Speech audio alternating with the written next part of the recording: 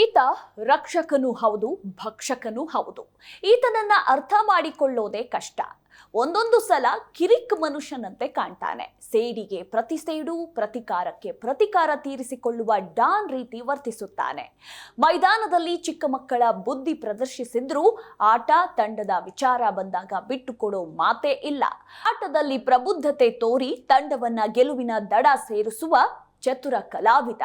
ಇದಕ್ಕಾಗಿಯೇ ಈತನನ್ನ chasing god, chasing master ಅಂತ ಬಣ್ಣಿಸೋದು. ಹುಡುಗಿಯ ಮನಸ್ಸನ್ನ ಅರ್ಥ ಮಾಡಿಕೊಳ್ಳೋದು ಕಷ್ಟ ಅಂತಾರಲ್ಲ, ಹಾಗೆ ಈತನ ಮನಸ್ಸು ಮತ್ತು ಆಟವನ್ನ ಅರಿತುಕೊಳ್ಳೋದೇ ಅಷ್ಟೇ ಕಷ್ಟ ಉಂಟು. ಮೊದಲ ಎಸೆತದಿಂದ ಕೊನೆಯ ಎಸೆತದವರೆಗೆ ಕ್ರೀಸ್ನಲ್ಲಿ ನಿಂತು ಆಡಬೇಕು, ತಂಡ ಗೆಲ್ಲಲೇಬೇಕು ಎಂಬುದು ಈತನ ಧ್ಯೇಯ. ಇದಕ್ಕಾಗಿ ಆತ ಏನು ಬೇಕಾದ್ರೂ ಮಾಡಲು ರೆಡಿ ಇರ್ತಾನೆ. ಎದುರಾಳಿ ಆಟಗಾರರು ಕೆಣಕಲು ಬಂದ್ರೆ ಹಿಂದೆ ಮುಂದೆ ನೋಡದೆ ಜಗಳ ಮಾಡ್ತಾನೆ. ಕ್ಷಣ ಮಾತ್ರದಲ್ಲಿ ಎಲ್ಲವನ್ನೂ ಮರೆತು ಆಟದ ಕಡೆ ಗಮನ ಹರಿಸ್ತಾನೆ. ಇದು ಆತನ ಸ್ಪೆಷಾಲಿಟಿ. ಒಂದೊಂದು ಸಲ ಈತನ ಸ್ವಭಾವ, ವರ್ತನೆ ಇಷ್ಟವಾಗದೇ ಇರಬಹುದು. ಸೀನಿಯರ್ ಪ್ಲೇಯರ್, ಪ್ರಬುದ್ಧ ಕ್ರಿಕೆಟಿಗ, ಎಲ್ಲರಿಗೂ ಮಾದರಿಯಾಗುವ ಕ್ರಿಕೆಟಿಗ ಈ ರೀತಿ ಒರಟನಂತೆ ವರ್ತಿಸುವುದು ಎಷ್ಟರ ಮಟ್ಟಿಗೆ ಸರಿ ಅನ್ನೋ ಪ್ರಶ್ನೆ ಕೂಡ ಕಾಡುತ್ತೆ. ಆದ್ರೆ ಸಣ್ಣ ಸಣ್ಣ ವಿಚಾರಕ್ಕೂ ಕಿರಿಕ್ ಮಾಡಿಕೊಳ್ಳುವ ಬುದ್ಧಿ ತನ್ನ ವರ್ಚಸ್ಸಿಗೆ ಧಕ್ಕೆಯಾಗುತ್ತೆ ಎಂಬುದು ಗೊತ್ತಿದ್ರೂ ಆತ ಕ್ಯಾರೆ ಅನ್ನಲ್ಲ. ಯಾಕಂದ್ರೆ ನಾನು ಇರೋದೇ ಹೀಗೆ, ಯಾರು ಬೇಕಾದ್ರೂ ಏನೇ ಅನ್ಲಿ, ಡೋಂಟ್ ಕೇರ್ ಎಂಬ ಮನಸ್ಥಿತಿಯನ್ನ ಬೆಳೆಸಿಕೊಂಡಿದ್ದಾನೆ. ಅದಕ್ಕಾಗಿಯೇ ಆತ ಇಷ್ಟವಾಗದೇ ಇದ್ರೂ ಇಷ್ಟವಾಗ್ತಾನೆ. ಅದರಲ್ಲೂ ಡೆಲ್ಲಿ ವಿರುದ್ಧ ಆಡಿದ ರೀತಿ ಕ್ಲಾಸ್ ಅಂಡ್ ಮಾಸ್. 26ಕ್ಕೆ 3 ವಿಕೆಟ್ ಕಳೆದುಕೊಂಡು ಸಂಕಷ್ಟದಲ್ಲಿದ್ದ RCB ತಂಡಕ್ಕೆ ಜಯ ತಂದುಕೊಟ್ಟ ಪರಿಯೇ ಅತ್ಯದ್ಭುತ. ಅರುಣ್ ಜೇಟ್ಲಿ ಮೈದಾನ ಡೆಲ್ಲಿ ಕ್ಯಾಪಿಟಲ್ಸ್ಗೆ ಮನೆಯಂಗಳ. ಆತ ಡೆಲ್ಲಿಯ ಮನೆ ಮಗ. ಆಡಿ ಬೆಳೆದ ಮೈದಾನದಲ್ಲಿ ಸೋತ್ರೆ ಮರ್ಯಾದೆ ಇರಲ್ಲ. ಜೊತೆಗೆ ಆಪ್ತ ಗೆಳೆಯನ ವಿರುದ್ಧ ರಿವೆಂಜ್ ತೀರಿಸಿಕೊಳ್ಳಲೇಬೇಕಿತ್ತು. ಅಭಿಮಾನಿಗಳು ಕೂಡ ಆ ಕ್ಷಣವನ್ನ ಎದುರು ನೋಡುತ್ತಿದ್ದಾರೆ ಎಂಬುದು ಆತನಿಗೆ ಚೆನ್ನಾಗಿಯೇ ಗೊತ್ತಿತ್ತು. ಅದಕ್ಕಾಗಿಯೇ ಸಂಯಮ ಮತ್ತು ಏಕಾಗ್ರತೆಯಿಂದ ಬ್ಯಾಟ್ ಬೀಸಲು ಆರಂಭಿಸಿದ. ನಿಧಾನವಾಗಿಯೇ ತಂಡದ ರನ್ ಗತಿಯನ್ನ ಏರಿಸಲು ಮುಂದಾದ. ಇನ್ನೊಂದೆಡೆ ಕೃಣಾಲ್ ಪಾಂಡ್ಯ ತಾಕತ್ತು ಗೊತ್ತಿದ್ದ ಕಾರಣ ತಾನು ಎಚ್ಚರಿಕೆಯ ಆಟದ ಕಡೆಗೆ ಗಮನ ಹರಿಸಿದ್ದ. ನೋಡ್ತಾ ಇದ್ದಂತೆ ಶತಕದ ಜೊತೆಯಾಟವೂ ಬಂತು. ಕೃಣಾಲ್ ಪಾಂಡ್ಯನನ್ನ ಅಬ್ಬರಿಸಲು ಬಿಟ್ಟ.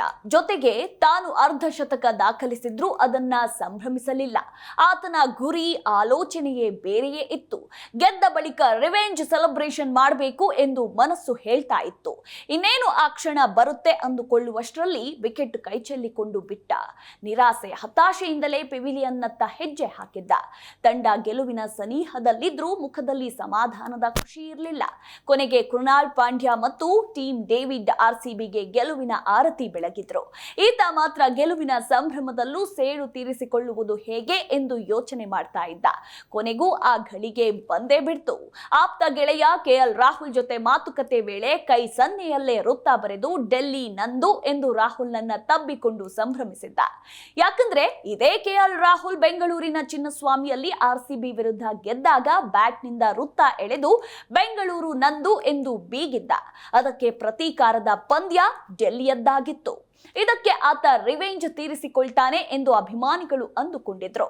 ಆದ್ರೆ ಆತ ತಂಡವನ್ನ ಗೆಲುವಿನ ಸನಿಹಕ್ಕೆ ತಂದು ಔಟ್ ಆದ. ಆದ್ರೂ ಸೇಡು ತೀರಿಸಿಕೊಳ್ಳೋದನ್ನ ಮರೆಯಲಿಲ್ಲ. ನೆನಪಿಡಿ, ಆತನ ಈ ಸಂಭ್ರಮ ಇಷ್ಟಕ್ಕೆ ಸೀಮಿತವಾಗಿದ್ದು ಆಪ್ತ ಗೆಳೆಯನಿಗೋಸ್ಕರ. ಒಂದು ವೇಳೆ KL ರಾಹುಲ್ ಜಾಗದಲ್ಲಿ ಬೇರೆ ಯಾರಾದ್ರೂ ಇರ್ತಿದ್ರೆ ಆತನ ಪ್ರತೀಕಾರದ ರೀತಿ, ಹವಾನೆ ಬೇರೆನೆ ಆಗಿರ್ತಿತ್ತು.